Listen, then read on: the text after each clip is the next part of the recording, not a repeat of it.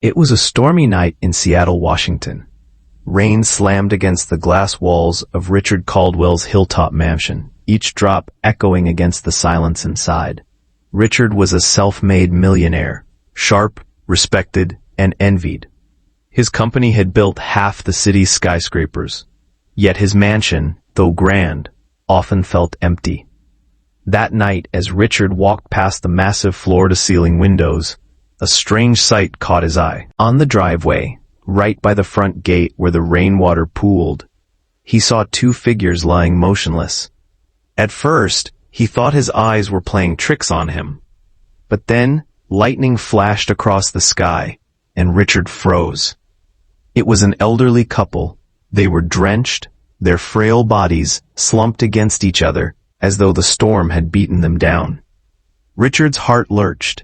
He wasn't the kind of man who usually involved himself in strangers' troubles, at least not directly. His assistant handled charity donations. His company sponsored hospitals. But this was different. This wasn't a line on a tax form. This was right outside his home. For a moment, he hesitated. What if they were dangerous?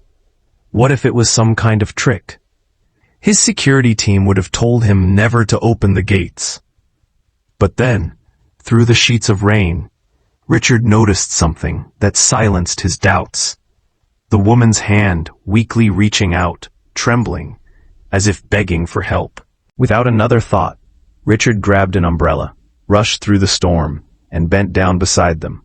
"Hey, can you hear me?" he shouted over the rain. The old man stirred faintly, his lips pale and quivering. The woman coughed, clutching her chest. Richard's pulse raced. These weren't criminals. These were someone's grandparents. "Help, please," the old man whispered. Richard made a decision he hadn't made in years. Not as a businessman, not as a millionaire, but as a human being. He scooped his arms under the frail woman first, then signaled his driver to help the man. Together they rushed them inside. The moment the doors closed behind them, the warmth of the mansion clashed against the icy rain outside. Richard ordered his staff to bring blankets, hot tea, and call for the private doctor he kept on retainer. As the doctor rushed over, Richard sat by the fireplace, watching the elderly couple shiver under thick wool blankets. He couldn't stop staring. Who were they? Why were they lying in the rain outside his mansion? And what cruel twist of fate had left them collapse on the driveway of one of the wealthiest men in Seattle? Richard didn't know it yet, but this night would change his life forever. The storm still raged outside, but inside Richard Caldwell's mansion, the silence was deafening. The elderly couple sat wrapped in thick blankets near the fireplace, steam rising from their mugs of hot tea. The private doctor had just left, after assuring Richard they were stable, though both were severely dehydrated and exhausted.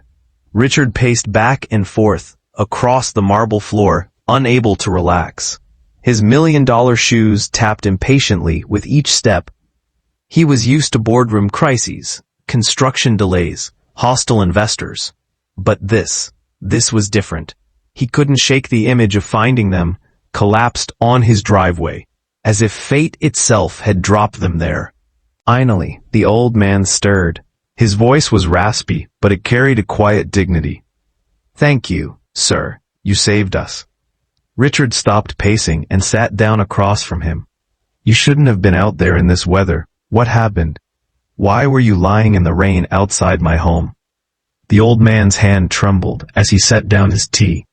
His wife, still weak, rested against his shoulder, her eyes closed. He sighed before speaking. "My name is Henry. This is my wife, Martha. We didn't mean to intrude. We were just trying to find shelter. We didn't know where else to go." Richard frowned. "Seattle has dozens of shelters. Why not go there?" Henry's eyes darkened, his voice catching. "We tried, but they were full. Everywhere we turned, the doors were closed. We've been walking for hours." Martha collapsed from exhaustion. "I thought." His voice broke, and for a moment, Richard saw the raw desperation behind the man's weathered face. "I thought I was going to lose her tonight." Something stirred inside Richard's chest. He was not a man easily moved. For years, his heart had been buried under layers of contracts, profits, and polished social events. But Henry's words cut through all of that like a blade. Martha stirred then, opening her eyes. They were pale but kind, filled with gratitude. She looked up at Richard and whispered, "You have a beautiful home. Thank you for letting us inside. We didn't mean to bother you. Just a dry place to sit. That's all we needed." Richard leaned back in his chair, staring into the flames. A dry place. To them, his mansion wasn't a fortress of wealth. It was simply warmth, safety, something most people took for granted. And yet the irony wasn't lost on him. His living room alone was larger than most apartments in the city. He owned 3 other properties he rarely even visited. And here were 2 human beings, frail, exhausted, kind, who had nowhere to go. For the first time in years, Richard felt ashamed. "Don't thank me yet," he said softly. "You need more than just one night of shelter. Where's your family? Don't you have children? Someone who could help you?" Henry's gaze dropped to the floor. Martha's hand gripped his tightly.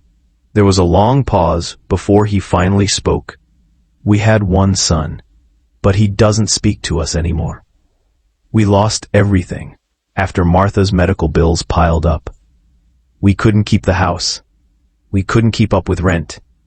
We've been moving from one place to another. Tonight, the rain just became too much. We thought maybe this was the end." Richard's chest tightened.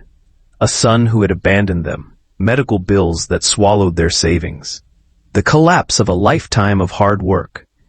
It was a story he'd heard before, but never this close, never this raw.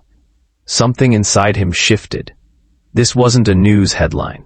This wasn't a charity gala speech.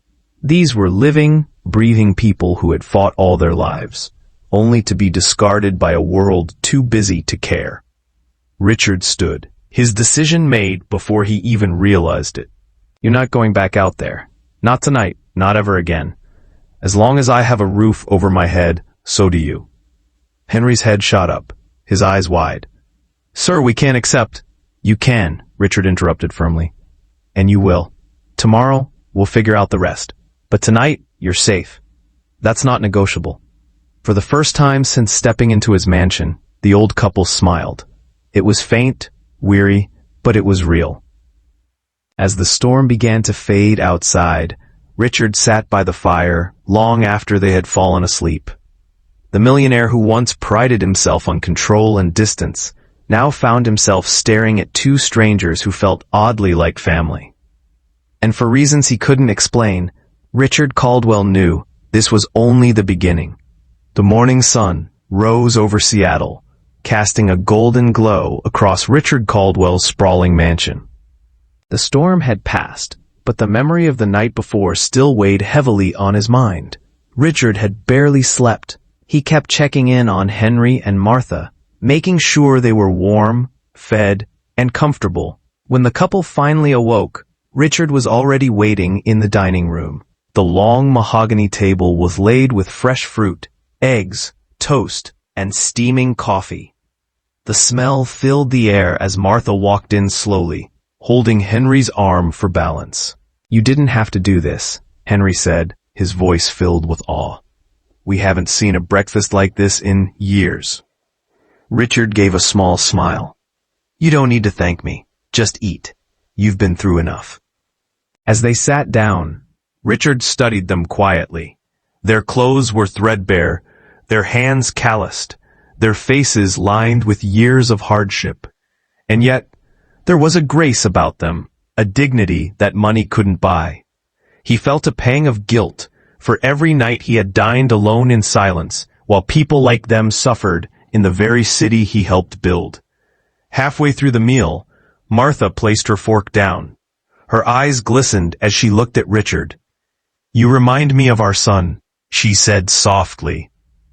When he was young, before life hardened him, he used to dream big. Just like you, I hope one day he remembers the value of kindness." The words struck Richard like lightning. For years, he had lived in pursuit of success, cutting ties, chasing deals, turning everything into numbers. But last night, when he saw them collapsed in the rain, none of his millions could have saved them. Only compassion did. Richard leaned forward, his tone serious. "Henry, Martha, I won't pretend to understand everything you've been through. But I can promise you this. Your struggle won't end here. Not while I'm still breathing." Henry shook his head. "We don't want charity, sir. We just needed a place to get through the night. We can't take advantage of you." "This isn't charity," Richard said firmly. "This is responsibility. A responsibility I should have remembered long ago. You see, I grew up poor. My mother worked 2 jobs to put food on the table. If someone hadn't helped us when we needed it, I wouldn't be where I am today. I forgot that until you reminded me." Silence filled the room. Martha covered her mouth, her eyes welling with tears. Henry bowed his head, overwhelmed. In the days that followed, Richard went further than anyone expected. He didn't just give the couple a guest room. He gave them a home. He arranged for Martha's medical care, set up a trust fund to ensure they'd never worry about bills again, and even hired Henry as an advisor for his company's charitable projects. But Richard's transformation didn't stop there. Inspired by Henry and Martha's story, he launched a new foundation dedicated to supporting elderly citizens who had fallen through the cracks, those who had worked all their lives only to be forgotten. For the first time in years, Richard felt a purpose greater than profit. The media soon caught wind of it. Headlines across Seattle read, "Millionaire opens mansion to elderly couple, turns kindness into citywide movement." But for Richard, the real reward wasn't the headlines, or the praise, or even the foundation's success. It was the quiet evenings when Henry and Martha sat by his fireplace, telling stories of their youth, filling the house with laughter that had been missing for far too long. One night, as Richard watched them play cards by the fire, Martha looked up and smiled at him. "You didn't just save us, Richard. You saved yourself." And she was right. For in that moment, the man who once measured life by wealth finally understood the truth. Riches mean nothing without kindness to share them.